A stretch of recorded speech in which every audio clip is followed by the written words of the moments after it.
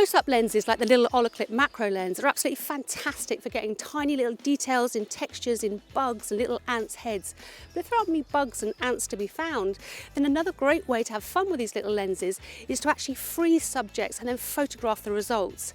And these can make fabulous prints for your home as well. AdoramaTV presents iPhoneography with Nicki Fitz-Gerald. Macro photography or close-up photography is absolutely wonderful for getting in close to those little details and textures that can't normally be seen with the human eye.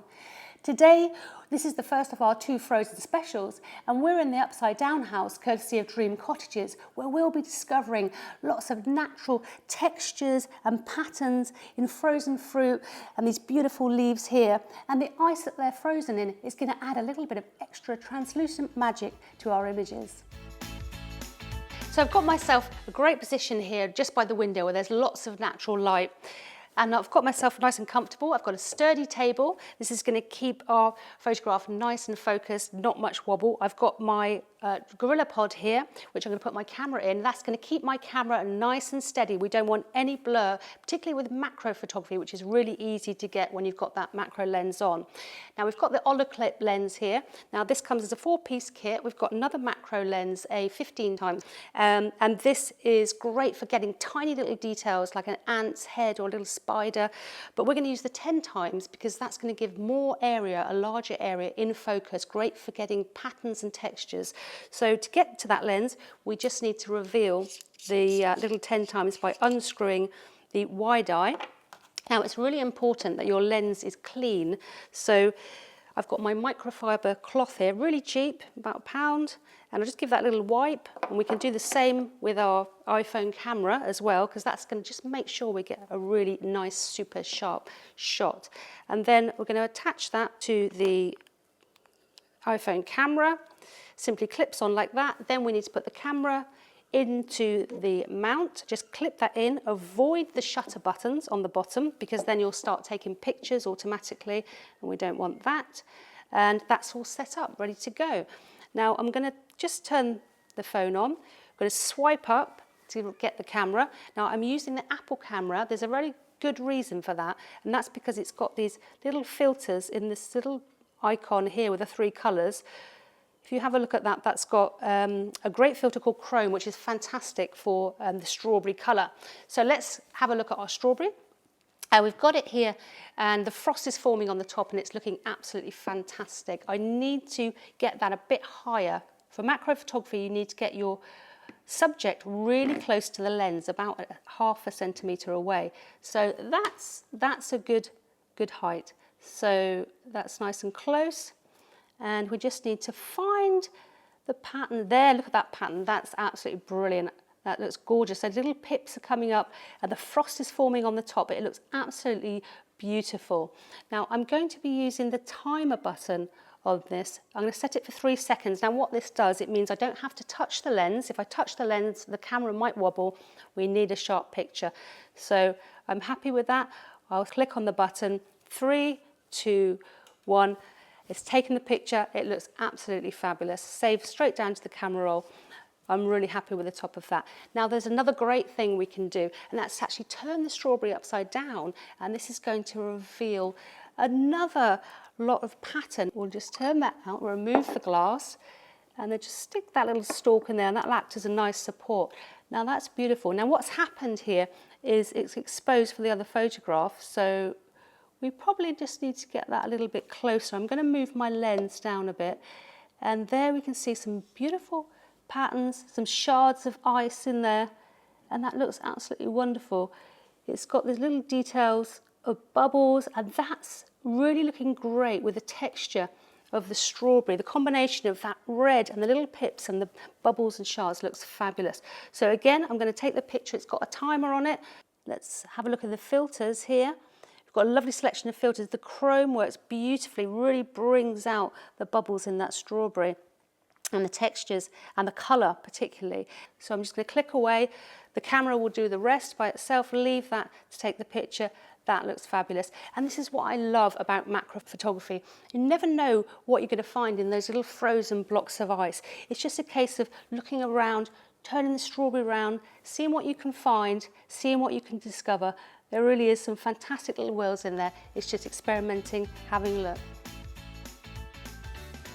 Not only has it been great fun exploring these frozen worlds with our camera, we've now got some great photos on our album, which I think would look great on the walls with a little bit of apping from a Snapseed and Mixtures. So we're going to open these up and see what we can do and just lift these pictures a bit to make some great prints for our home. And the first one I'm going to open up is Snapseed.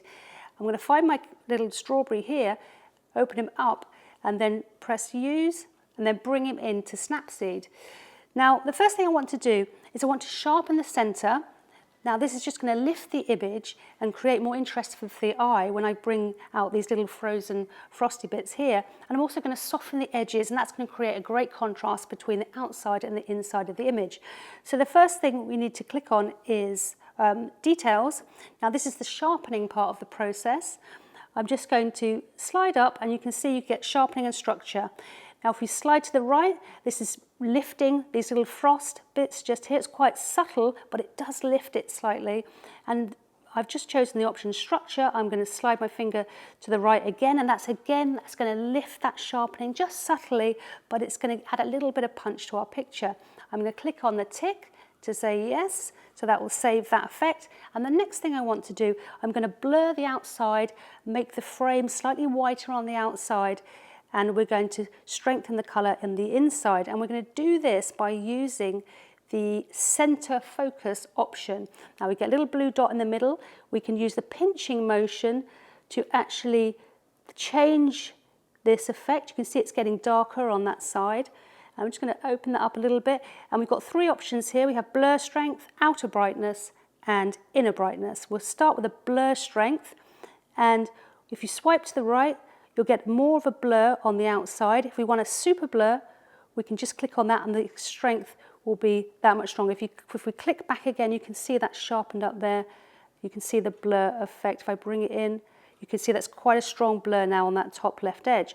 Now the second thing we're going to do is change the outer brightness. We're going to add some light around the outside to give it a white frame. And again, I'll bring that in. If I swipe to the right, you should start to see this white frame coming in. You can see that's lovely and Christmassy. It gives a lovely sort of soft effect combined with the blur. And the third option, we're going to change the inner brightness. We're going to take that down a bit. And what that's going to do is going to sharpen the red in the middle to create more interest in the center. We've got this nice white frame. We've softened our strawberry. We click on the tick and that saved that down. We can click on the top right-hand corner to save it wherever we like. We can share this online now, save to photo library, and that looks fantastic.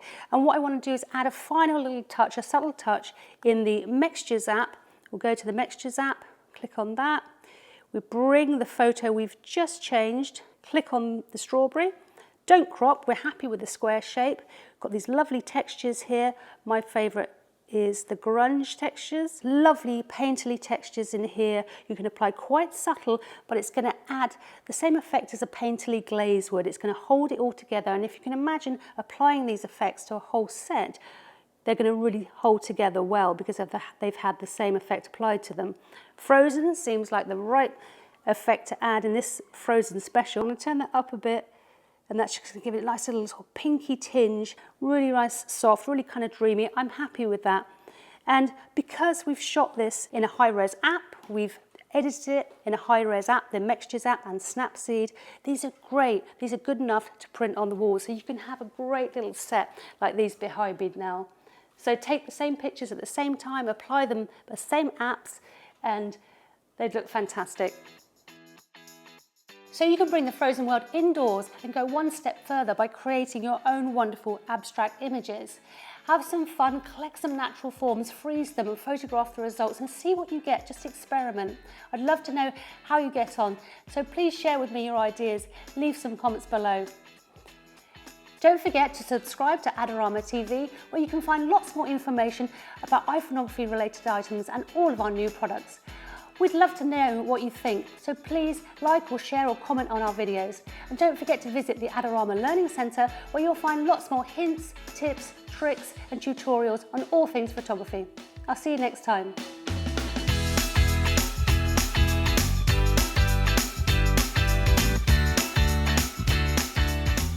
Do you want great looking prints at low cost? Be sure to visit our easy-to-use online printing service. Adorama Pix has professionals who treat your images with the utmost care that you can count on. For a quick turnaround on photos, cards, or albums, use AdoramaPix.com.